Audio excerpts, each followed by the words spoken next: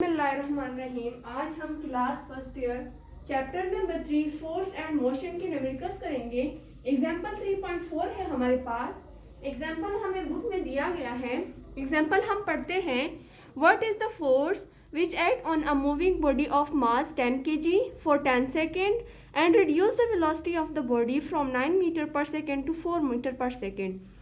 यानी एक moving body है, एक चलती हुई गाड़ी है या कोई बॉडी है, उसका जो मास है वो 10 kg है और वो 10 सेकंड के लिए मूव कर रही है।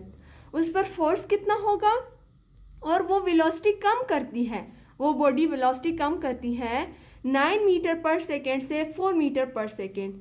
यानी इस न्यूमेरिकल में हमें फोर्स फाइंड आउट करना है। मास 10 kg हमें दिया गया है, टाइम 10 सेकेंड हमें दिया गया है, इनिशियल वेलोसिटी 9 मीटर पर सेकेंड दिया गया है और फाइनल वेलोसिटी 4 मीटर पर सेकेंड दिया गया है। अब इस न्यूमेरिकल को हम लोग फर्दर सॉल्व करते हैं। जैसे कि अभी हम लोगों ने न्यूमेरिकल पढ़ा था, उसमें ये सारी चीज़ें हमें गिवन थी, सिर्फ फोर्स हमें चाहिए था। जब आप लोग पीछे से चैप्टर पढ़ते हो तो उसमें हमारे पास इक्वेशंस ऑफ मोशंस आते हैं, न्यूटन्स लॉज ऑफ मोशंस आते हैं। जैसे कि पिछले वीडियोस में हम लोगों ने इक्वेशंस ऑफ मोशंस पुट किए थे। अब फर्दर आगे जब हम जाएंगे तो उसमें हम लोग जो है ना लॉज ऑफ मोशन पुट करेंगे। जैसे कि अभी यहाँ पर है Newton second law of motion, F is equal to m में फोर्स हम लोगों ने फाइंड आउट करना है।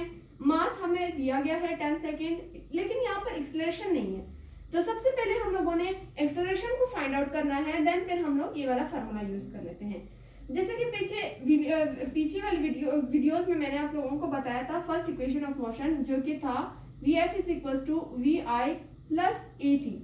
अब यहाँ पर हम लोगों को एक्सेलरेशन चाहिए, तो एक्सेलरेशन को जब हम लोग इस साइड पर ले आएंगे, यहाँ पर एक्सेलरेशन हमारे पास आ जाएगा, ये Vf उस साइड पे चला जाएगा, माइनस Vi बन जाएगा, डिवाइडेड बाय T बन जाएगा।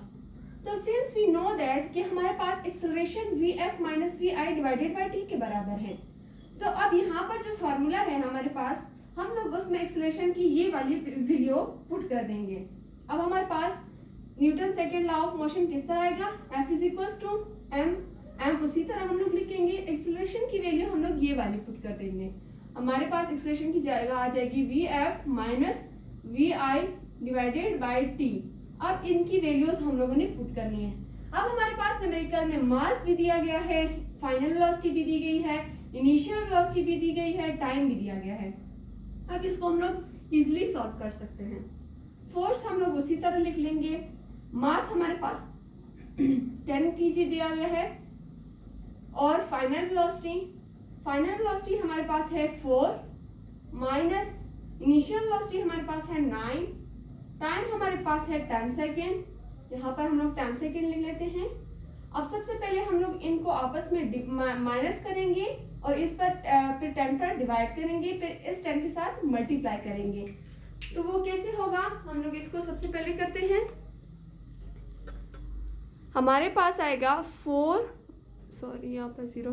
4 माइनस 9 इधर नहीं आ रहा, इज इक्वल्स टू -5 आ गया। अब -5 को हम लोग 10 पर डिवाइड कर देंगे, इज इक्वल्स टू आ गया -0.5 आ गया। अब इसी -0.5 को हम लोग फर्दर मल्टीप्लाई करेंगे 10 के साथ, तो हमारे पास आंसर आ जाएगा -5। यानी हमारे पास जो फोर्स है वो है -5 न्यूटन, क्योंकि फोर्स का जो यूनिट है वो है न्यूटन। तो यहाँ पर इसको माइनस करके इस पर डिवाइड करके फिर इसके साथ मल्टीप्लाई करके हमारे पास आया -5। माइनस क्यों आया, क्योंकि हम लोगों ने बड़ी वैल्यू से छोटी वैल्यू को निकाल दिया, जबकि बड़ी वैल्यू के पास माइनस था, तो इसलिए हमारे पास यहाँ पे भी माइनस आ जाएगा। इस तरह जो हमारा फोर्स है वो फाइंड आउट हो गया, जो कि 5 न्यूटन है। हमारा एग्जाम्पल 3.4 वो भी कंप्लीट हो गया। होप सो कि आप लोगों को समझ आ गया होगा।